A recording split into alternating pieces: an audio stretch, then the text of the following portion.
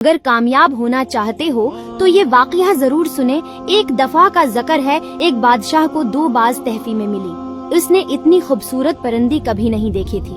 بادشاہ نے دونوں پرندی اپنے ملازم کو دیے کہ وہ ان کی تربیت کرے۔ ایک دن ملازم نے بادشاہ کو بتایا کہ ایک پرندہ اونچی اڑان اڑ رہا ہے اور دوسرا جس دن سے آیا ہے اپنی شاخ سے نہیں اڑ پا رہا۔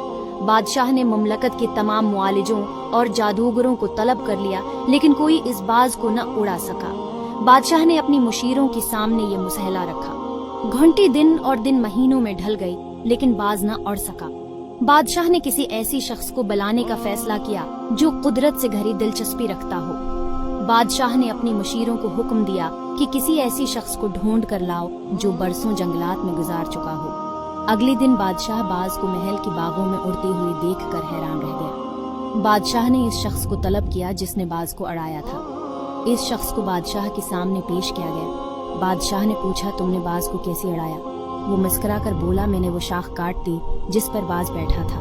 آگے بڑھنے کے مواقع بہت ہیں، لیکن ہم آگے بڑھنے کی کوشش نہیں کرتے۔ ہم اپنی آسائشوں سے قدم باہر ہی نہیں نکالتے۔ نئی آزمائشیں اور نئی تجربے ہی زندگی میں آگے بڑھنے کی وجہ بنتی ہیں۔ آزمائشوں کا مقابلہ کریں، یہی کامیابی کا واحد راستہ ہے۔